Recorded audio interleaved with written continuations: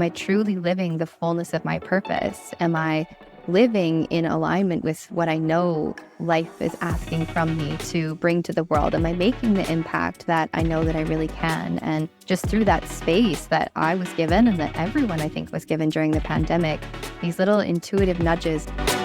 As a man, every day, you're relatively the same, hormonally speaking and neurochemically speaking. Women, however, we're very different every single day. And 9 to 5 o'clock is designed really effectively for men's hormonal rhythms, but really it's a huge disadvantage for women.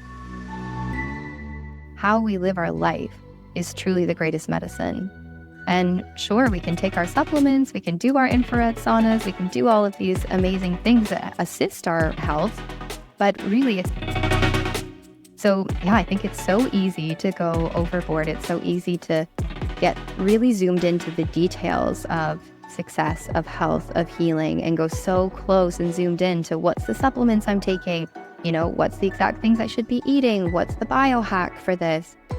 And what I've really learned is, but I think at a certain point, we need to be able to go into the real world, and share our message and share what we learn from those little metamorphic moments of being in like this little butterfly cocoon, and then spread our wings and share that message and make that impact that we're really destined to in the world. Actually becomes less about us and my healing and my path and my journey, and it becomes less about me and more about we.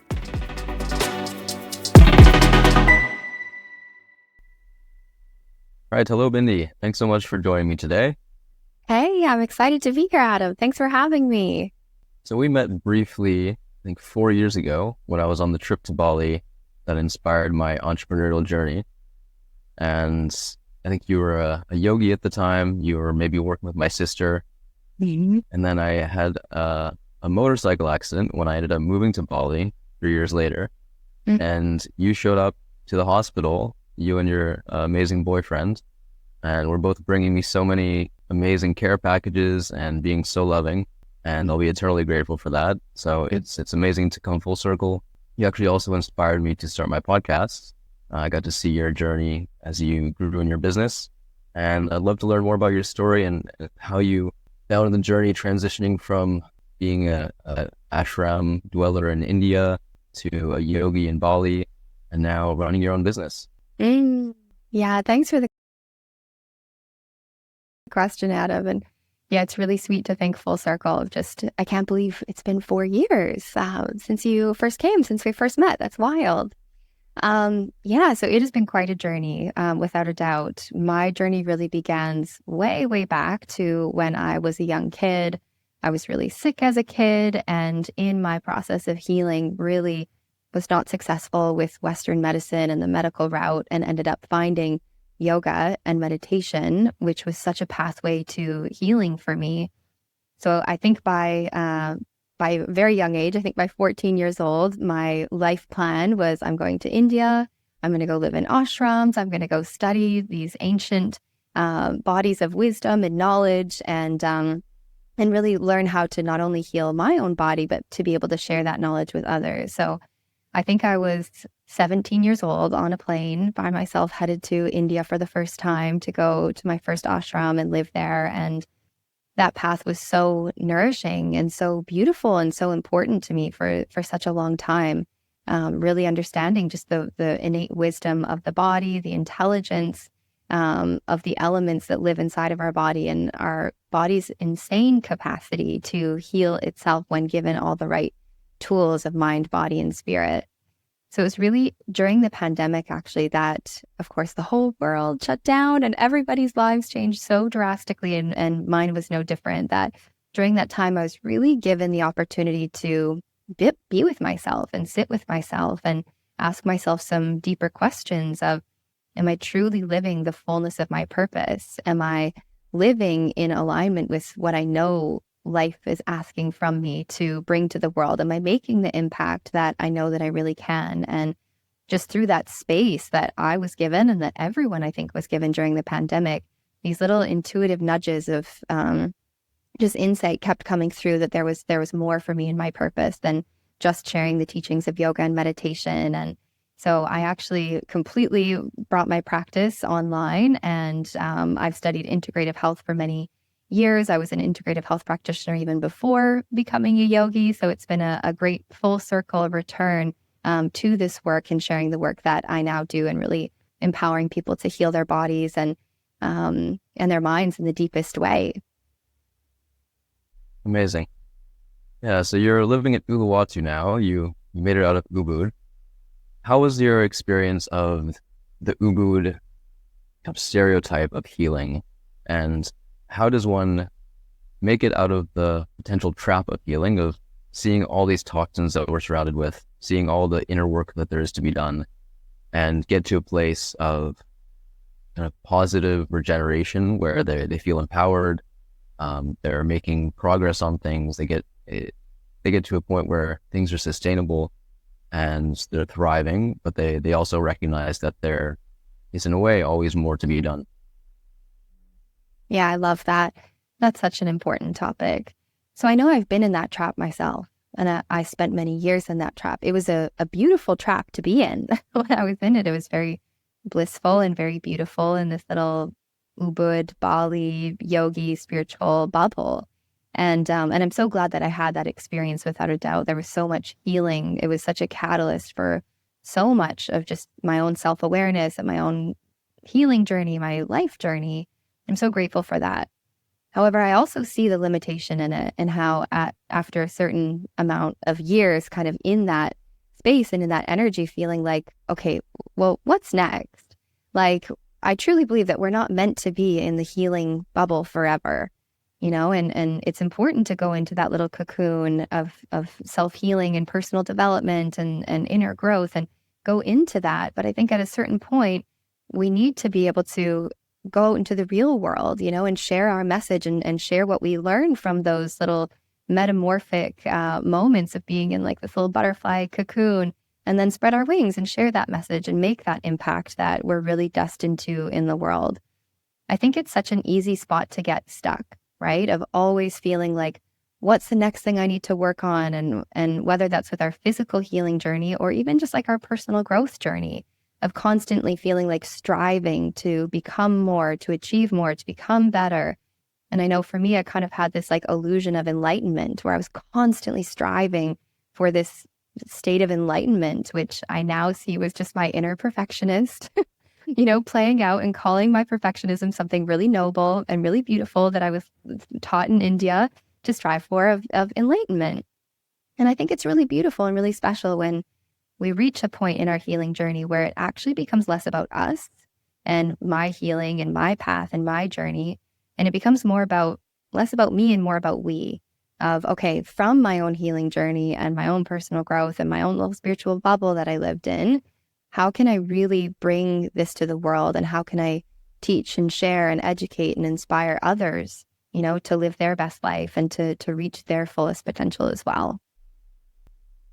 Yeah, I love that. You had a bit of a tough time, I learned, growing up, and particularly with the traditional Western medicine system. Mm. And I've got people very close to me who've had very similar experiences, and it can be isolating. It can feel like you're on your own, and there's all these different ideas around, and can tend to lend to these traps of focusing so strongly on detoxing and getting the heavy metals out. That's something that I was focused on for some time. I was going to the sauna for 2 hours a day, every day. And I still am not sure if that was beneficial and if I would be in the same place I am today if I hadn't been through that. But I also don't know if I would recommend it to someone to give the same kind of paradigm to them. How do you approach your clients with this in coming to a more sustainable path to healing? Yeah, I love that. And I just love to hear your personal experience with that as well. I think especially people like you and I, Adam, like the more like high achieving, perfectionistic type, I tend to attract a lot of clients in that energy as well, is it's really easy to get lost in the doing more, achieving more. How can I heal this better? And kind of going to great lengths and extremes to heal our body, to achieve success, whatever it might be. And it's a really easy trap to kind of get stuck in. Now, there's like a twofold answer to this for me, because there's like the Western integrative health practitioner that has studied lab testing and supplementation and detoxification protocols. And that part of me is like, yeah, there's value in it, absolutely, of clearing the body of toxins and, building up our nutrient reserves and rebalancing our hormones, optimizing our gut microbiome. I'm like, yeah. But there's like another part of me, like the really human part, maybe more spiritual part that really says that how we live our life is truly the greatest medicine. And sure, we can take our supplements, we can do our infrared saunas, we can do all of these amazing things that assist our health, but really it's how we live our life and our own joy, our own sense of fulfillment, our own sense of purpose, our connection, our sense of belonging, our felt sense of safety in our body, which can't really be achieved by nutrition and supplements, really is the greatest medicine. And I just even had such a great reminder of this myself this last weekend. The last month has been so full with work, amazing things going on. I've been loving it and choosing it and so opening myself up to it.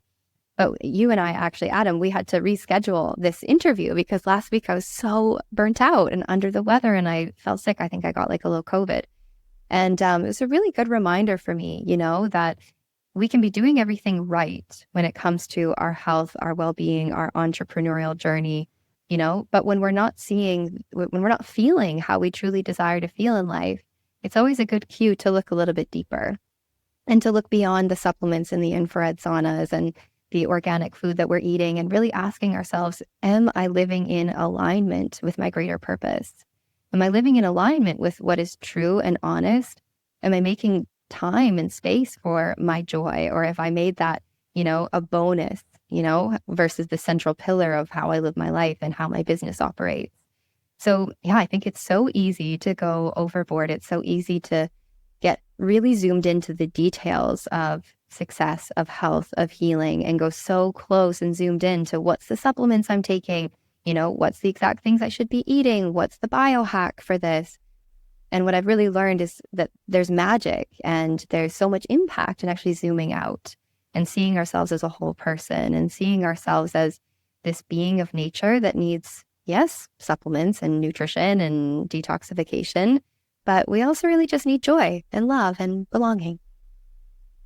Yeah, so it's more maybe the orientation that we have towards these processes. It's instead of trying to dig ourselves out of a hole or overcome these hardships and being a victim of the world around us and environmental issues or the toxins we were subjected to when we were young. It's more just about, what's our just cause? What's our ultimate purpose? And how can we build more health? How can we do things that serve that purpose in an uplifting way?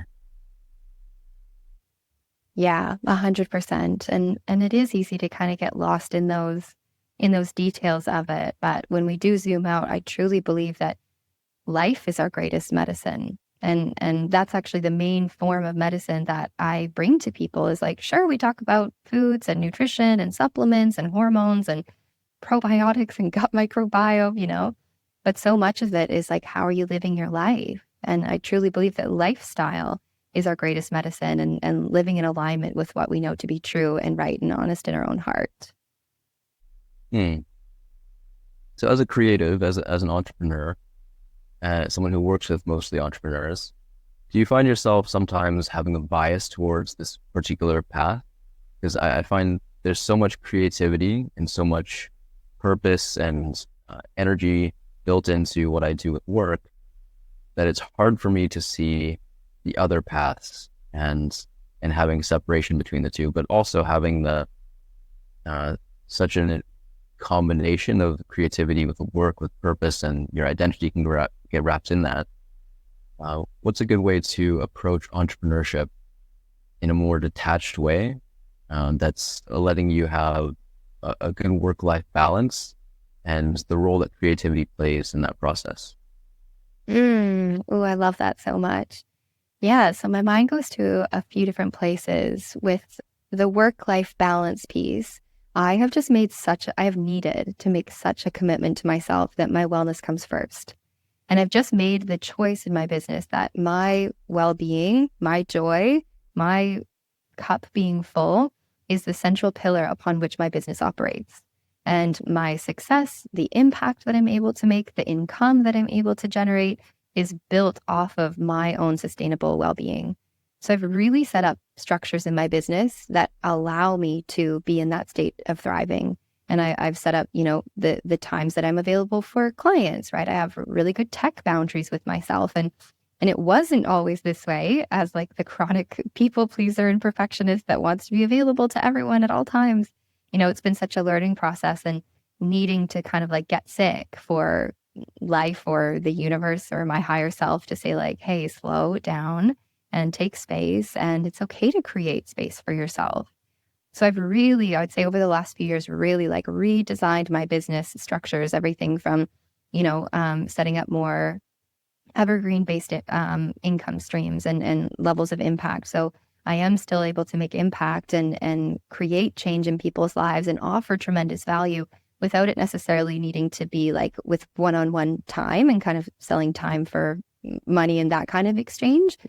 Another is like I only take clients 3 days a week, actually. And, Monday's like CEO day of like having meetings for the week and doing podcast interviews and those types of things. Fridays are like, I might tune in for like an hour or two in the morning and that's it. So I kind of always consistently have like a 3-day weekend, and that just feels really nourishing and really good for me in the long term as well. Yeah. I'd be curious to hear you, Adam. What's something that you do to stay really balanced in your work? Yeah, to be honest, I've thought about this a lot, and I've thought about the potential difference that I feel I have this drive towards more pressure and wanting to find my edge on how close I can get to burning out often, and wanting to do so much. And it feels healthy in a way for me. But my girlfriend is also kind of an aspiring entrepreneur, and I wouldn't give her the same advice. She's much more wanting to go surfing more often and take more time for herself to more play. And I don't know if this is a personal difference or if there is a fundamental difference in the way that men and women do business. But yeah, I think having the background in yoga and meditation and having already built that foundation to give myself time for mindfulness and being able to detach when necessary has been really important. But I do see many successful entrepreneurs who are definitely workaholics, and they don't seem happy. So I've chosen to prioritize happiness as a priority, but it doesn't need to take up too much time. Right? It's something that I can just choose and have in the background, and still, I think I'm still in the phase of my life where I need to put much more time into work, and in the future, maybe that would relax. So it's not a straight line quite yet. I'm not sure if it would get there or if it is just sort of this uphill climb of life. But yeah, I think that's something I've thought about, like even the idea of universal basic income. If people didn't really need to work for money and they had all this time and space and freedom to create, wouldn't that create a void in some people who have this drive to always be pushing themselves and growing? And can that be sustainable? We see so many issues caused by unsustainable growth in the world and kind of, corrupt forms of capitalism that prioritize growth over all else. But I think the way that nature works also is eternal growth, eternal evolution. So there's a way of finding the right rate of growth, I guess, and having a balance in that upward trend. I love that. Everything is always in growth, but what's the rate of growth?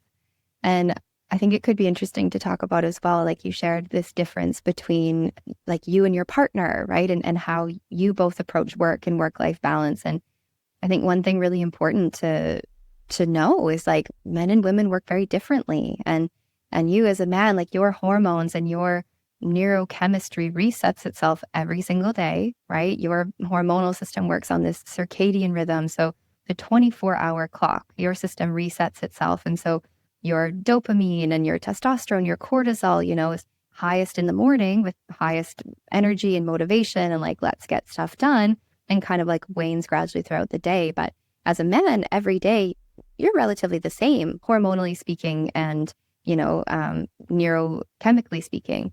Women, however, we're very different every single day. And we have that circadian rhythm, same like men, but we actually operate more on a 28-day cycle known as the infradian rhythm. So every single day of our 28-ish day hormonal cycle, our everything changes, from the centers of our brain that are most active, our neurochemistry, right? Our social skills, our verbal skills. There's times of the month where we're feeling like really on point, really extroverted, really like great at having our communication centers are most active in our brain. And then in other times we're more introverted and more analytical. And so just, really beautiful to see how you and your partner both have different ways of working, and that you can really support and nourish each other in the ways in which you both work best, which sounds very like day in, day out for you, and maybe more cyclical for her, throughout the different weeks of the month.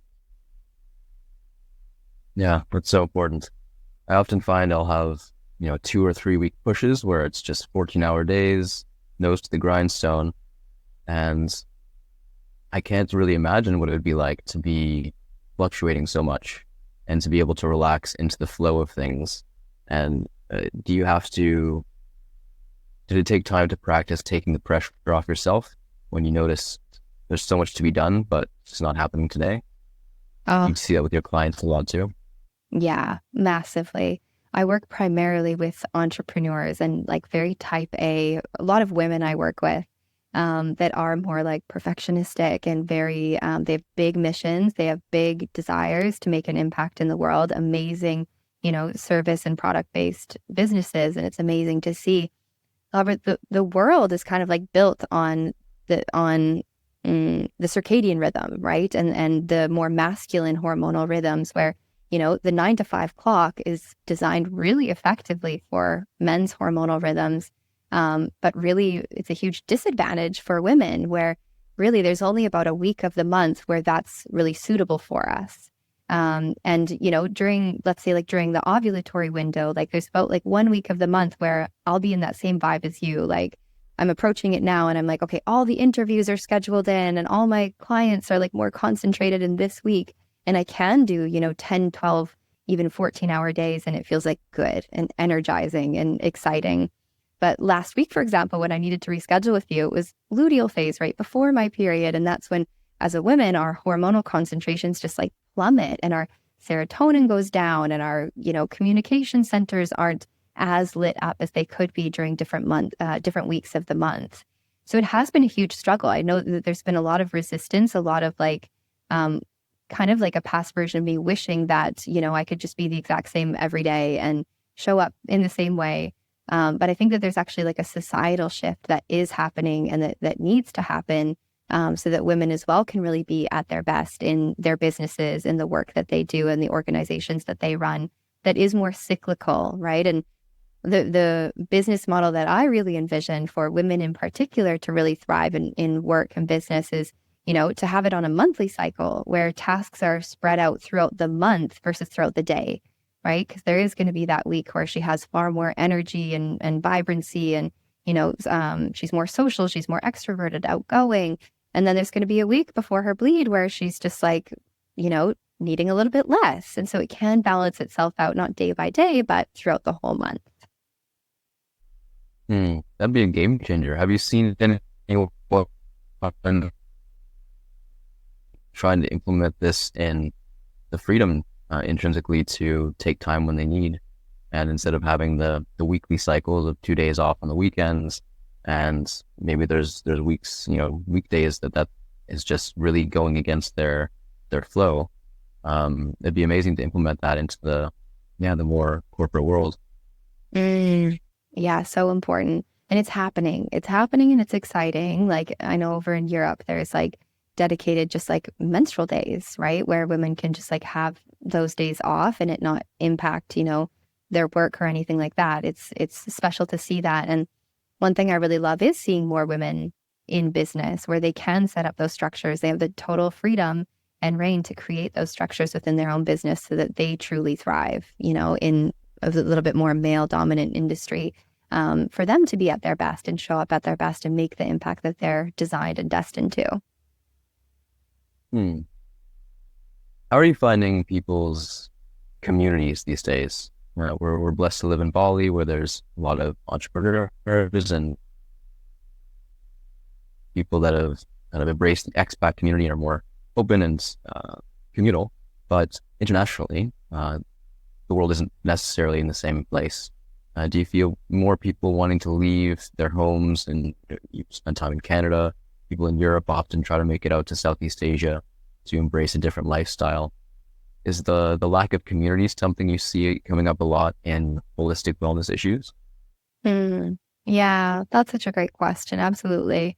I think first, we're so blessed here in Bali because there is just like such a community. I don't know. And I think when we do live away from home, we're kind of blessedly forced into a position where we have to make connections and we have to kind of create our own family over here abroad. And of course, that's such a pillar of our well-being. Of course, our physical health matters, our mental health matters, but I truly believe that our social well-being is an entire pillar of our well-being as an individual as well as the collective.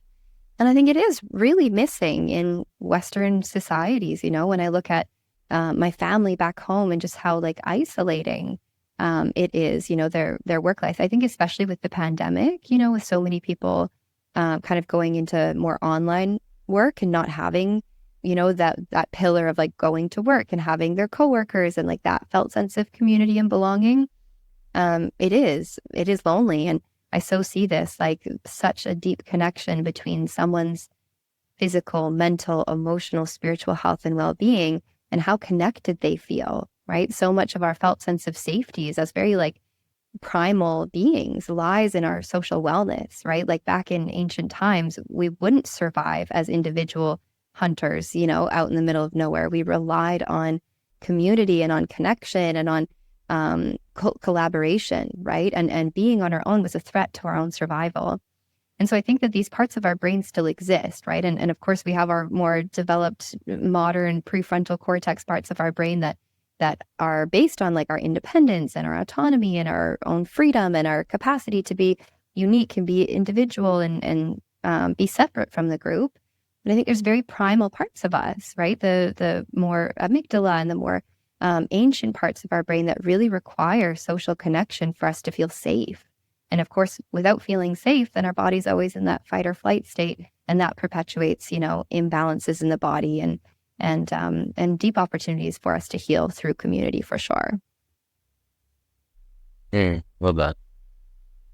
If you could implement one educational program into, say, universities for people that are maybe in a new environment, they're going to school every day, they're surrounded by party culture and crazy media and trying to program them with fear.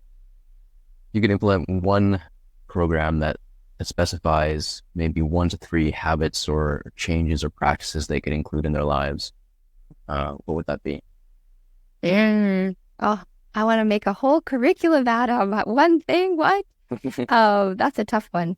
I think it really comes down to self-awareness. Really, like when I look back to myself at that age and man, if the whole world developed this fundamental skill of self-awareness through practices of mindfulness or meditation or self-reflection or journaling, whatever modality they wish to cultivate that skill and that muscle, I think truly the world would be a better place. Because without that self-awareness, how can we have self-compassion? And without self-compassion, how can we truly have compassion for others? And without compassion for others, how can we truly live in peace and exhibit our full potentials as an individual as well as a collective? So yeah, it really comes down to self-awareness for me. Yeah, just shine the lights on all the things, and what happens will be what needs to happen. It will come into alignment naturally. Yeah, I so believe that. Just feels like such a pillar to our well-being. I love it. Thank you so much for sharing these gems of wisdom. This is an amazing conversation. It's so good to talk to you again, Mm, and love to do it again sometime. Best of luck with all of your busy happenings this month, and I'm excited to see how you continue to grow in the future.